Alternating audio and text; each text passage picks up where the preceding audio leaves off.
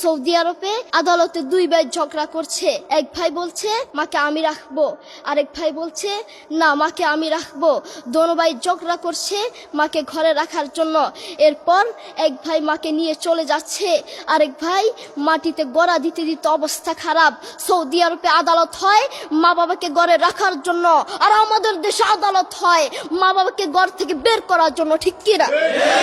যুবক, তোমাকে বলছি, তোমার বন্ধু তোমার আপন নয়, তোমার বউ তোমার আপন নয়, তোমার শ্বশুর শাশুড়ি তোমার আপন নয়।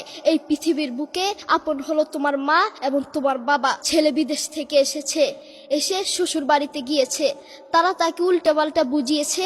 এখন বাড়িতে এসে সে বলছে মা তুমি আমার টাকায় খাও, আমার ঘরে থাকো, আবার আমার বউকে পিটাও। এই কথা শোনার পরে মা বাথরুমে গিয়ে আধা ঘন্টা কাঁদতে লাগলেন। কেঁদে অজু করে নামাজে দাঁড়ালেন। নামাজ পড়ে আল্লাহর কাছে বলতে লাগলেন, আল্লাহ তুমি আমার ছেলের উপর রাগ করিও না, ও ভুল করেছে, তুমি আমার ছেলের উপর রাগ করিও না, আমি আমার ছেলেকে বুঝাবো। এরপর মা গিয়ে ছেলেকে বুঝাচ্ছেন, বলছেন বাবা তুমি আমাকে বের করে দিবা, সমস্যা নেই, তুমি আমাকে বের করে দিও, কিন্তু আমার একটা স্বপ্ন আছে। ছেলে বললেন কি স্বপ্ন বলেন? মা বললেন তুমি বাজারে গিয়ে একটা পাকা আম নিয়ে আসবা, এসে তোমার বুকের উপর রাখবা, সকালে উঠে ওটা আমি খাবো। এরপর ছেলে বললেন আচ্ছা ঠিক আছে। ছেলে বাজারে গিয়ে একটা পাকা আম নিয়ে আসলো, এসে বুকের উপরে রাখলো। 5 মিনিট না যেতেই সেই আম পিঠের নিচে পড়ে চ্যাপ্টা হয়ে গিয়েছে। এরপর ছেলে মাকে বললেন মা তুমি কি সকাল উঠে আমটা খাবে? ওটা 5 মিনিট না যেতেই পিঠের নিচে পড়ে চ্যাপ্টা হয়ে গিয়েছে। এরপর মা চোখের পানি ছেড়ে বলল বাবা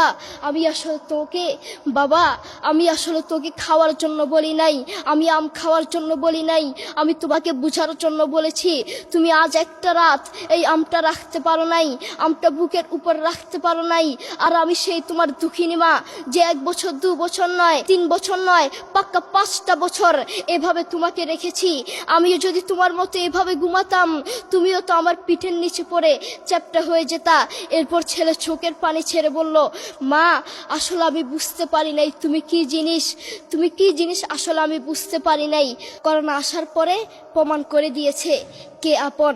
এক মেয়ে তার মাকে ফোন করে বলছে মা আমার স্বামীর করোনা হয়েছে।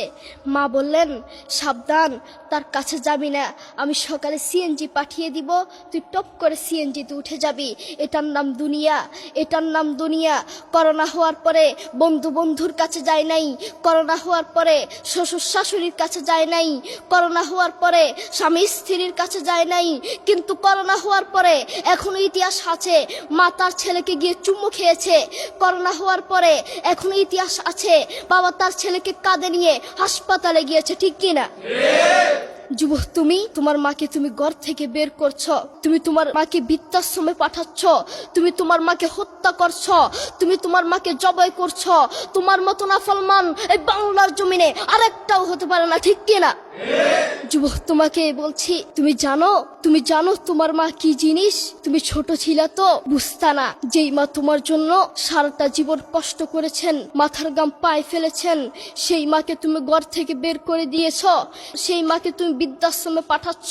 তুমি জানো তোমার মা কি জিনিস? তুমি খোঁজ নিয়ে দেখো, তোমার মা কিছু খেতে লাগলে তোমাকে ছাড়া খেত না, অল্প একটু খেত, আর সব তোমার জন্য রেখে দিত। আর তোমার বাপ হোটেলে গিয়ে শুধু অল্প একটু ডাল ভাত খেত, আর তোমার জন্য সব রেখে দিত। তোমার মার তোমার প্রতি এত মায়া, তোমার বাবার তোমার প্রতি এত মায়া, সেই বাবাকে তুমি ঘর থেকে বের করছো, সেই মাকে তুমি ঘর থেকে বের করছো, বৃদ্ধাশ্রমে পাঠাচ্ছ। তোমাকে আল্লাহর সামনে আসামির কাঠগড়ায় দাঁড়াতে হবে।